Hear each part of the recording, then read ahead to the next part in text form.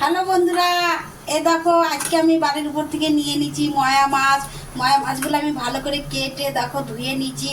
তো এই মাছটার আজকে আমি বানাবো চচ্চড়ি। চচ্চড়িটা আমি কিভাবে বানাবো ওই রেসিপিটা আমি দেখাবো।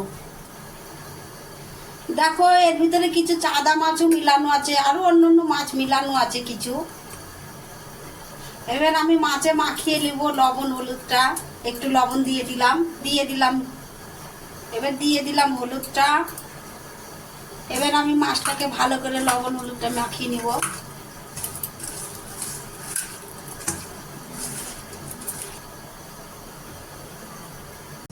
মাছটাকে আমি আগে লবণ হলুদ মাখিয়ে রেখেছিলাম চচ্চড়ি বানানোর জন্য।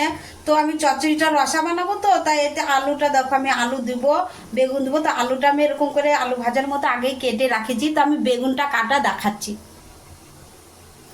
বেগুনটা আমি আলু ভাজার মতনই পাতলা পাতলা করে কেটে নিব, মধ্যে দিয়ে দু টুকরা করে নিলাম। এই দেখো এরকম করে আমি পাতলা পাতলা করে কাটবো, তাকে আলু ভাজার সাথে মিশে যায়। এই দেখো এইভাবেই আমি পাতলা পাতলা করে বেগুনগুলা কেটে নিলাম। ছোট মাছের রসাটা বানাবো, তার জন্য আমি আগে একটু মশলা ভেজে নিব। তো মশলা ভাজাতে আমি দিয়ে দিলাম কাঁচা লঙ্কা আর একটু জিরা ভাজবো, আর বেশি কিছু দিব না। মশলাটা আমি একটু ভেজে নিব, ভেজে নিয়ে দিয়ে আপনাদেরকে দেখাচ্ছি। মশলাটা ভাজা হয়ে গেল, আমি উঠিয়ে নিয়েছি। এবার আমি ওই কড়াইতে দিয়ে দেবো তেল।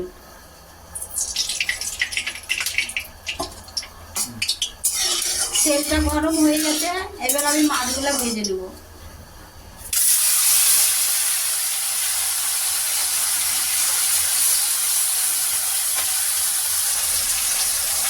এদিকে আমি মাছগুলো ভেজে নিতে ওদিকে আমি আমার বরকে বললাম পেঁয়াজগুলো কেটে দাও। আমার বর বাড়িতে থাকলে খুব আমার হেল্প করে দেয়, তো আমার বর পেঁয়াজগুলো কেটে দিচ্ছে। মাছগুলো দেখো একদিকে ভাজা হয়ে গেছে, আমি বেশি ভাজবো না, অল্পই ভাজবো।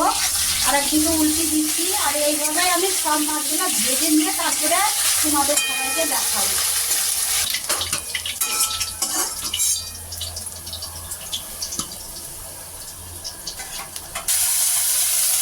সব মাছগুলো ভাজা হয়ে গেল, এবার আমি মাছগুলো সব উঠিয়ে নিলাম। দেখো এইভাবে আমি ভেজে নিলাম।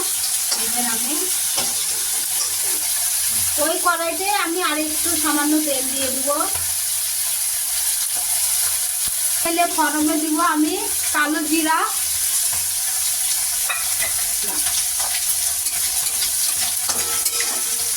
এবার দিয়ে দিব কেটে রাখা আলুগুলা।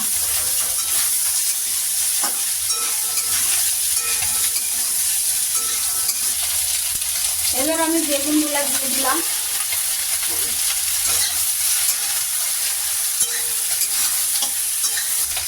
এবার দিয়ে দিব কাঁচা কেটে রাখা পেঁয়াজটা।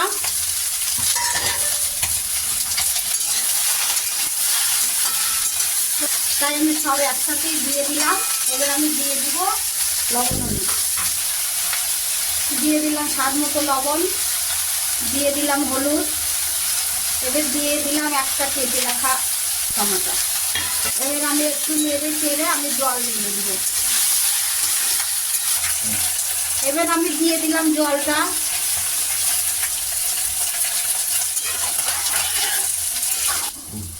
এবার দিয়ে দিলাম কটা কাঁচা লঙ্কা।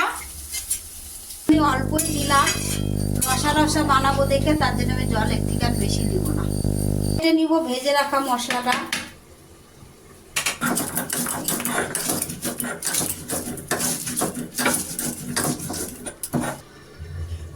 মশলাটা বাটা হয়ে গেছে, এবার আমি উঠিয়ে নিলাম। আলু বেগুনগুলো সিদ্ধ হয়ে গেছে দেখতেই পাচ্ছেন। এবার আমি মাছটা দিয়ে দেব।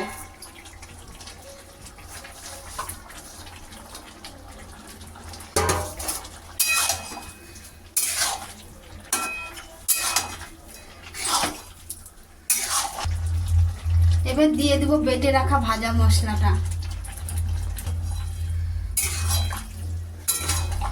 দিয়ে দিব অল্প সামান্য কাঁচা তেল। দেখতেই পাচ্ছেন আপনারা, তরকারিটা হয়ে গেছে। রসা মাছের, ছোট মাছের কি দারুণ হয়েছে দেখতে। এটা দিয়েই ভাত খাওয়া হয়ে যাবে, আর অন্য তরকারির দরকারই হবে না। দেখতেই পাচ্ছেন আমার রেসিপিটা হয়ে গেছে। এবার আপনারা দেখে বলবেন কমেন্ট করে কিরকম লাগলো।